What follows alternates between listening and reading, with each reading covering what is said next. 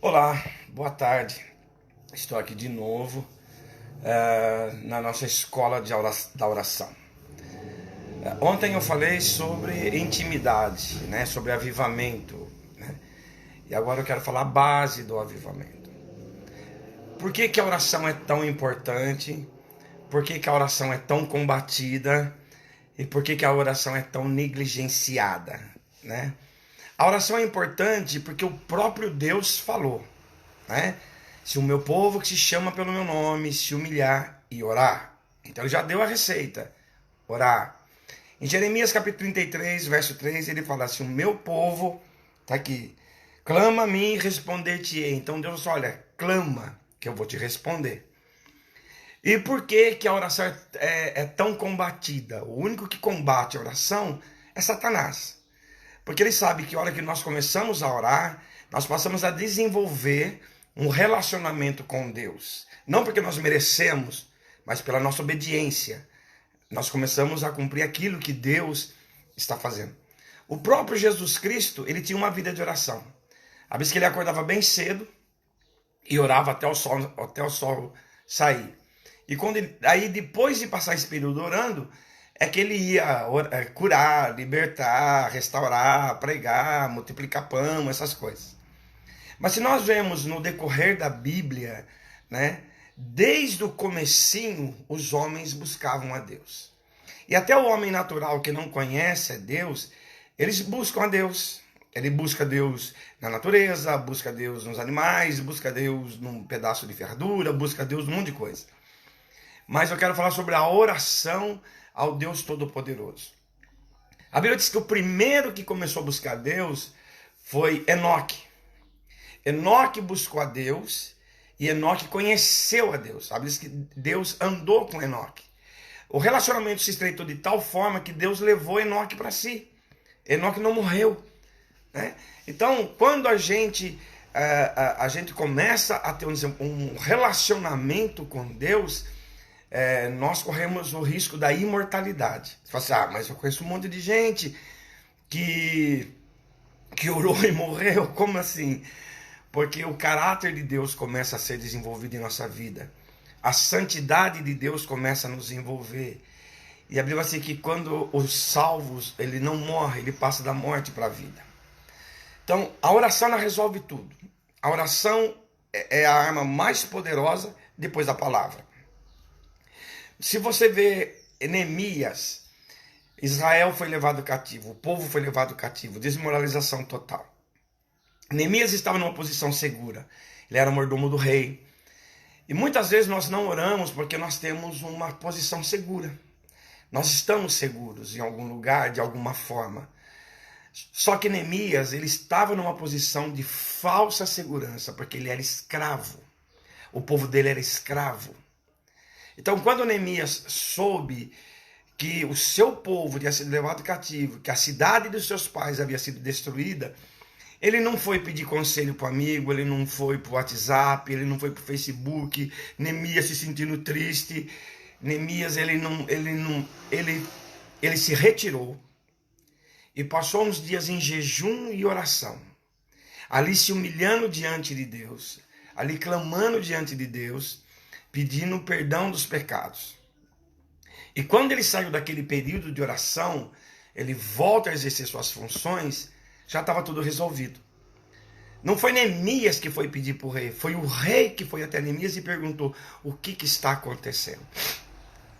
Quando nós temos uma vida de oração, ou seja, uma vida de obediência, de submissão, nós vamos pela Bíblia, observamos a Bíblia e fazemos aquilo que a Bíblia diz que é para fazer. Não somos nós que vamos correr atrás da solução do problema, mas a solução vem até nós, porque está lá escrito em Deuteronômio: essas bênçãos virão sobre ti e te alcançarão. Neemias, ele começou o dia como escravo, começou a semana como escravo. Depois da oração e do jejum, ele consegue não somente a liberação para reconstruir Jerusalém, como pessoas e como recursos. Então, se você está passando alguma situação, se Satanás conseguiu destruir alguma área da sua vida, em vez de você ficar clamando, pedindo, esperando político, esperando amigo, eu aconselho que você entre no seu quarto, ore. E quando você sair dessa oração, vai estar tudo resolvido. Porque Deus não tem duas palavras. E você clama a mim que eu vou te responder. E quando ele começou a clamar, quando ele chegou diante do rei, o rei falou: o que você quer que eu faça? Ele falou assim: olha, a cidade dos meus pais são destruídas. E o rei liberou tudo o que ele precisava. Então, se você está passando alguma necessidade, eu aconselho você a observar a Bíblia e fazer aquilo que ela manda. Vai para a oração. Neemias, ele teve objeções, sim. Ele teve contratempos, sim. Ele teve inimigos que se levantaram, sim, para que ele não realizasse a obra. Quando você começa a orar, Deus tira você do caminho de derrota que o diabo traçou para você por causa do pecado e coloca você no caminho de colisão com a bênção dele. Neemias estava numa posição confortável, mas ele era escravo. Neemias tinha certos privilégios, mas ele era escravo. Quando nós estamos fora do plano de Deus, nós passamos a viver em escravidão. Embora tenhamos alguns privilégios, algumas posições, mas ainda seremos escravos. Neemias, ele começou essa oração escravo, mas ele terminou governador de Jerusalém.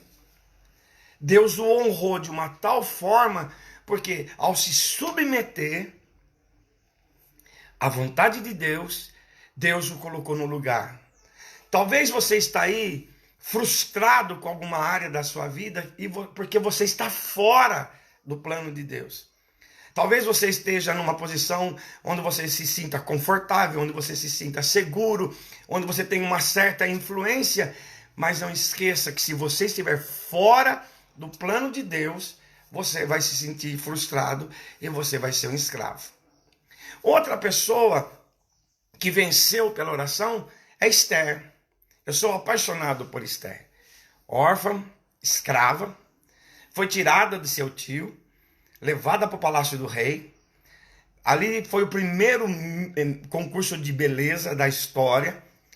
E ao se submeter às orientações do seu tio, Esther começou a se destacar. E esse destaque fez com que ela se tornasse rainha. Ela caiu na graça do rei. Quando nós somos obedientes, onde nós formos, nós caímos na graça das pessoas. Mas, tudo tem um mais.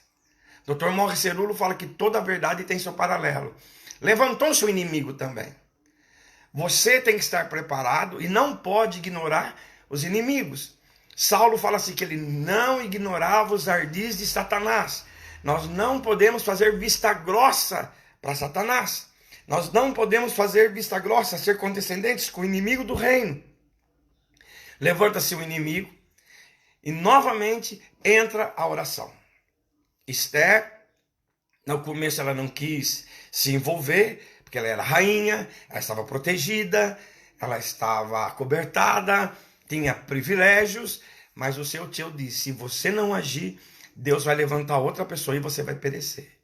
Eu quero dizer para você, você pode estar de novo com segurança em alguma coisa, mas se você não agir, Deus levanta outra pessoa para ocupar o seu lugar. E você pode até perecer. Esther, ela conclama um jejum de 3 dias e 3 noites, ao final dos quais Deus concede um grande livramento para Israel, para os judeus que estavam ali. Quantas vezes o inimigo se levantar contra você, eu falo para você, corre na Bíblia. Vai ver o que a Bíblia diz e faça exatamente aquilo que está ali. Não inventa moda. Tem gente inventando moda, fazendo um monte de coisa, sai da igreja, se levanta contra o pastor, porque o pastor não tem unção, porque eu não gosto do pastor. Velho, o problema é você. Está faltando você ir bater na porta do rei. Talvez você está batendo na porta de vereador, na porta de prefeito, na porta de deputado, mas a porta que você tem que bater é a de Deus. Porque ele diz, clama. Às vezes nós confiamos mais num político do que em Deus. Não, o meu amigo vereador, o meu amigo deputado vai fazer, porque o desembargador vai fazer. Mas quem realmente faz é Deus. Esther jejuou 3 dias, conclamou o povo, ao final dos quais eles não tinham direito nem de defesa. E Deus abriu as portas e Esther trouxe um grande avivamento e um livramento sobre o povo judeu. Outra pessoa que eu quero falar que venceu pela oração é Daniel. Daniel foi levado cativo para a Babilônia. Teve seu nome trocado, sua comida determinada, teve tudo.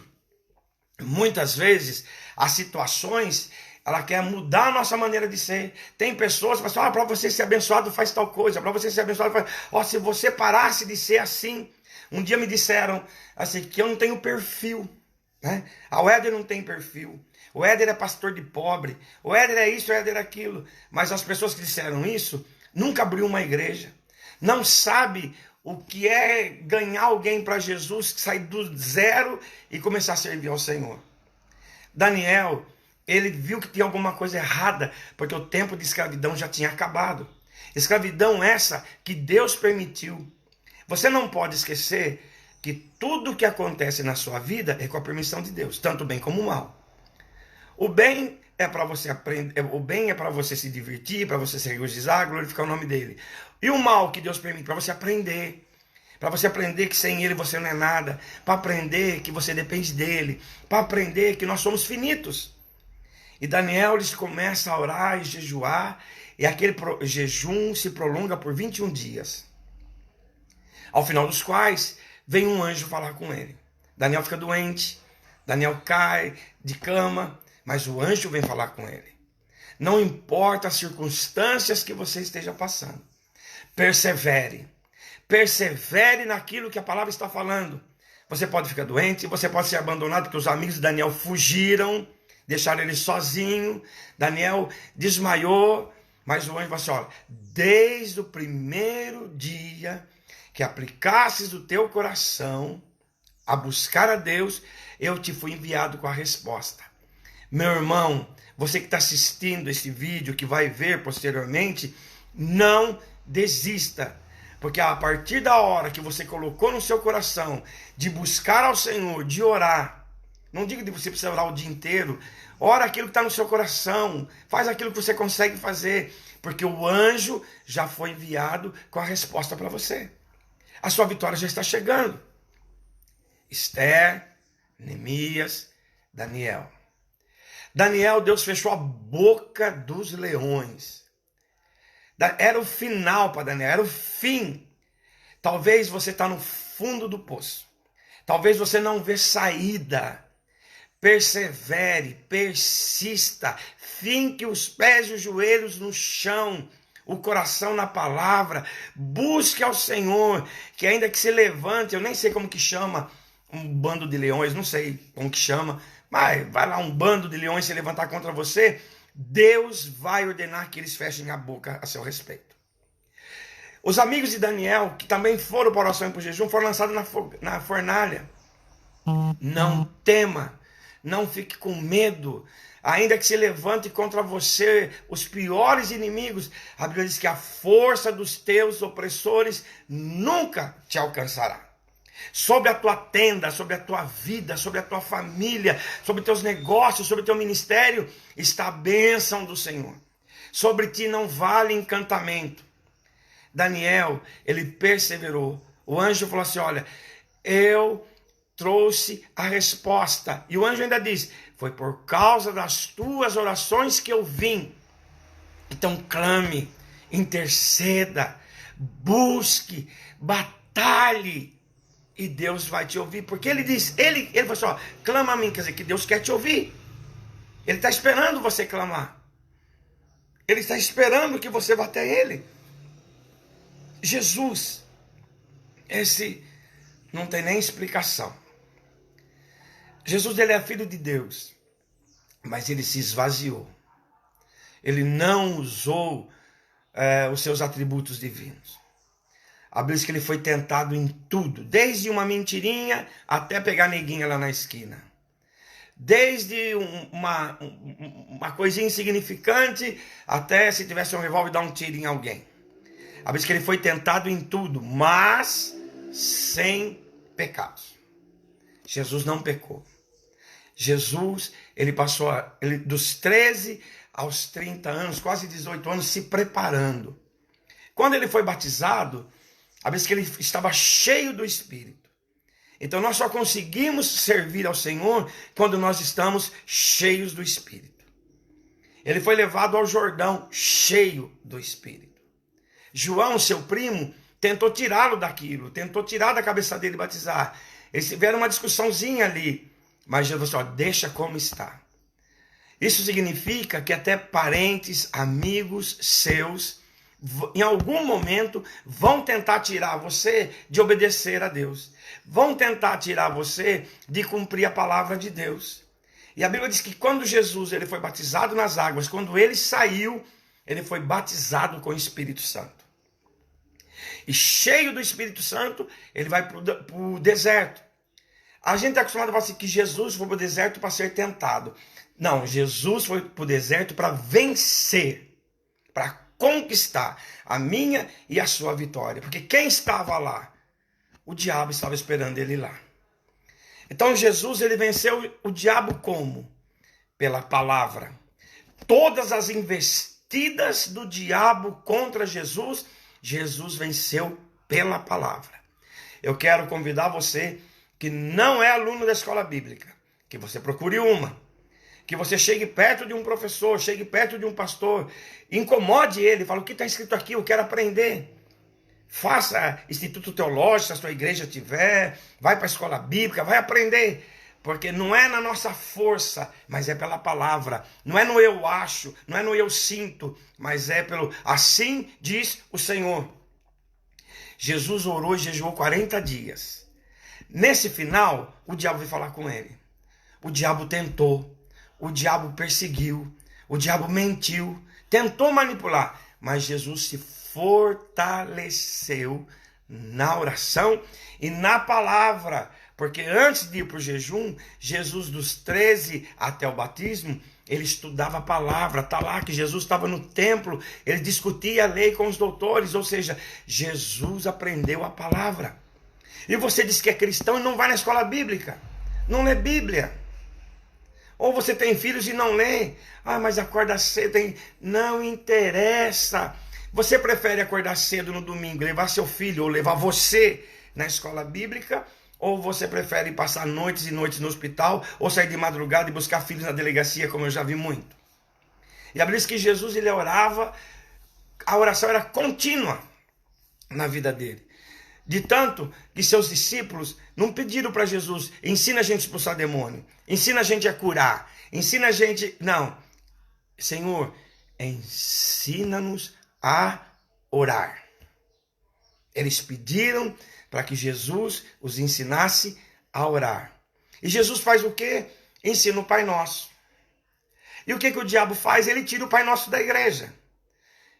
A igreja hoje não ora. Eu pergunto para você, quantas vezes você orou o Pai Nosso fora da liturgia do culto? Quantas vezes você ficou sozinho e você fala assim, Pai Nosso que estás no céu, santificado seja o teu nome. Venha a nós o teu reino e seja feita a tua vontade aqui na terra, na minha vida, na minha casa, como ela é feita no céu. O pão nosso de cada dia me dá hoje, nos dá hoje. Não nos deixe cair em tentação, mas livra-nos do mal, pois teu é o reino, o poder e a glória para sempre. Amém. É uma oração de relacionamento. Não é oração de lá, levanta e vai embora, nem escuta Deus. Olha aqui, uma das maiores atividades espirituais na vida e no ministério de Jesus era orar. Ele devia acordar em volta de 3:30, 4 horas da manhã e orava até o sol nascer todo dia. Aí quando ele ia para a cidade, paralítico andava, cego via, leproso era purificado. Quando ele saiu do deserto, a fama dele correu, todo mundo correu. Hoje, as pessoas querem fazer cruzadas, querem atrair multidões e não gasta tempo diante de Deus. Nós temos que, eu aprendi que aquilo que se ganha na oração, se conserva na oração. E como eu disse ontem, todos os avivamentos que aconteceram surgiram depois de um período de oração. Eu estou dizendo que Deus, eu falei ontem da igreja contemporânea. Hoje eu estou falando da igreja bíblica. Eu estou falando de antes de Jesus, Esther, Neemias, Daniel. Estou falando do próprio Jesus. Ele costumava ir ao Monte das Oliveiras para orar. Está lá em Lucas capítulo 22. Ele levantava bem cedinho de madrugada e se retirava para um lugar solitário para orar. Antes de escolher os seus discípulos, Jesus passou uma noite inteira orando. Antes de multiplicar o pão e peixe para 5.000 pessoas, ele passou a orar sozinho na montanha. Jesus sabia a importância da oração. No jardim do Getsêmani, ele revelou aos seus discípulos a chave vital para o preparo espiritual. Então, eu quero deixar aqui para você mais esse capítulo da escola de oração. Ser de oração, eu vou falar uma coisa que talvez você não vai acreditar. Não é nenhuma questão de espiritualidade, é de inteligência. Os inteligentes aprendem apanhando. Os sábios aprendem vendo o inteligente apanhar. E os burros não aprendem nunca. E a vez que o Senhor Deus é a nossa própria sabedoria. Eu vejo gente que quando você fala assim, vamos orar, a pessoa se sente ofendida. Um dia eu falei para um músico de uma das igrejas que eu dirijo, vamos orar. Ele me chamou de escroto. Me mandou uma mensagem me ofendendo. Que onde já se viu eu fazer ele orar, quem que eu pensava que eu era, né? Mas se a gente não faz o mínimo, como ele vai querer fazer o máximo?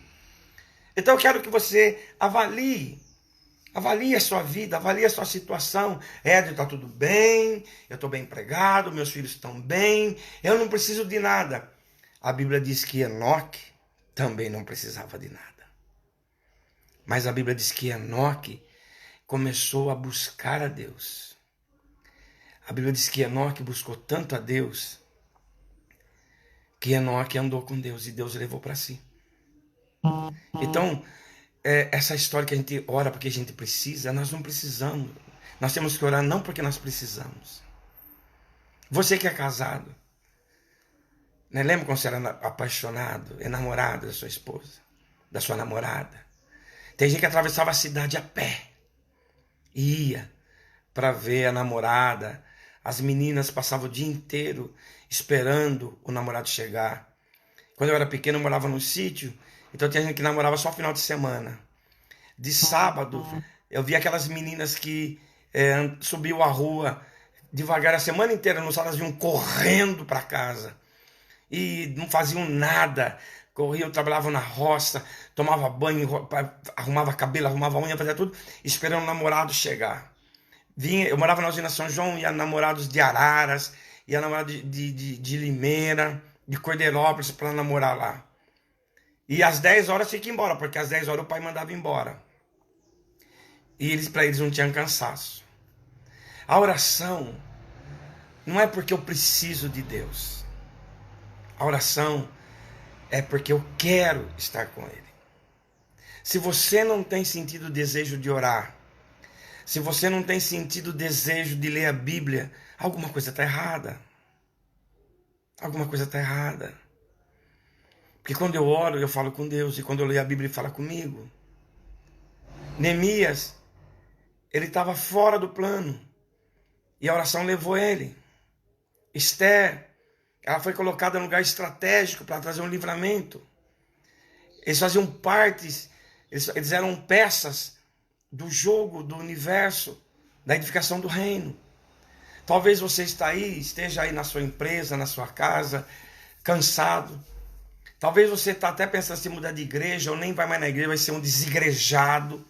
Talvez você é aquele que só vive criando problema na igreja, reclama do louvor, reclama do pastor, reclama do irmão, reclama da luz, reclama do som, reclama disso, reclama. E quando você olha para o espelho, você reclama até daquilo que você vê. É porque você está precisando ser orientado pelo Espírito.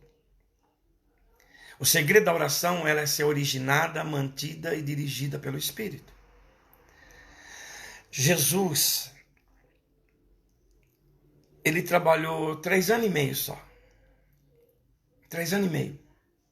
Jesus deu tudo o que tinha em 3 anos e meio de ministério.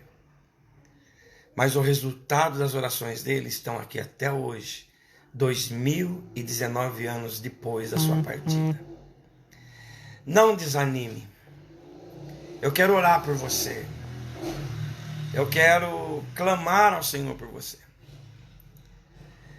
E se você precisar de alguma coisa, procure uma igreja perto da sua casa.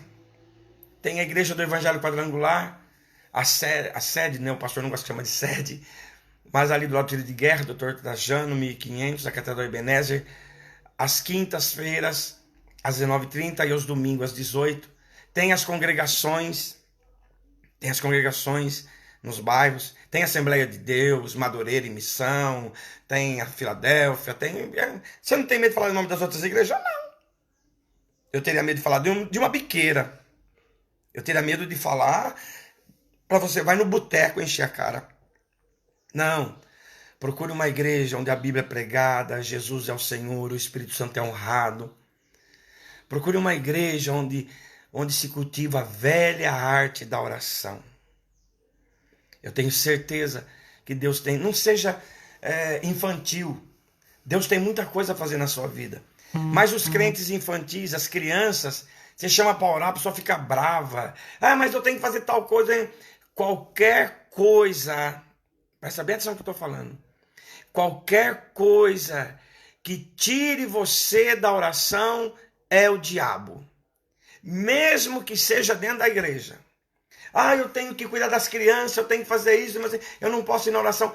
Qualquer coisa que tire você da oração não é de Deus, é do diabo. Por quê? A arte da guerra, eu falei ontem, separar para conquistar. Separar para conquistar. Então o que o diabo faz? Ele separa você de Deus, você enfraquece, ele te conquista. Aí vem os problemas, vem as dificuldades, e você está tão longe de Deus que você não tem força para reagir. Você que tem carro, deixa seu carro parado na garagem uma semana, 10 dias. Depois vai andar com ele. O que vai acontecer com a bateria dele? Da mesma forma, você que passa dias e dias e dias e dias sem ler a Bíblia, sem orar, parece que você está bem. Ah, mas eu estou bem, estou empregado, meus filhos estão aqui. Mas vai chegar a hora que vai fazer falta. Então eu deixo aqui para você meditar. Lucas capítulo 4. Deixo aqui para você meditar Jeremias 33:3. E deixo aqui para meditar 2 Crônicas capítulo 7, verso 14. Se o meu povo, que se chama pelo meu nome, se humilhar, orar, buscar a minha face, se converter dos seus maus caminhos, eu virei dos céus, perdoarei seus pecados, sararei a sua terra.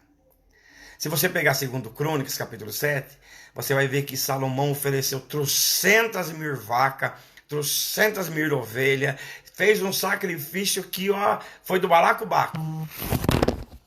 Opa, caiu. E quando Deus foi falar com Salomão, ele não falou do sacrifício. Ele falou da oração. Deus não está preocupado com o seu sacrifício. Deus está preocupado com a oração. Sabe por quê? Porque a oração sai do coração. Só tem um jeito da oração ser forte. É quando ela sai de um coração quebrantado, de um coração sincero, de um coração obediente. Eu peço permissão para orar por você. Pai, no nome de Jesus, eu me coloco diante da tua presença e peço que aqueles que estão vendo, que viram, que vão ver esse vídeo, que o teu Espírito venha incomodá-los a tal forma a ponto de levá-los a orar. Que nós não tenhamos uma oração de reação, porque o problema chegou que a gente vai orar, mas nós tenhamos uma vida de oração, de dedicação, de consagração, porque eu quero estar contigo.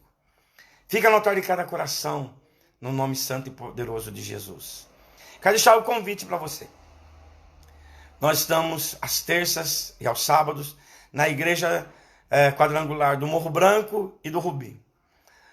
O Rubi, o culto é às terças às 19h30, aos sábados às 18h30. E no Morro Branco, os cultos são às 19h30 e às 19h30 no sábado. Tanto eu como minha esposa e tem os nossos auxiliares que vão estar ali, se nós não estivermos ali no momento, nós vamos te receber, vamos orar por você e eu tenho certeza que Deus vai te abençoar e muito.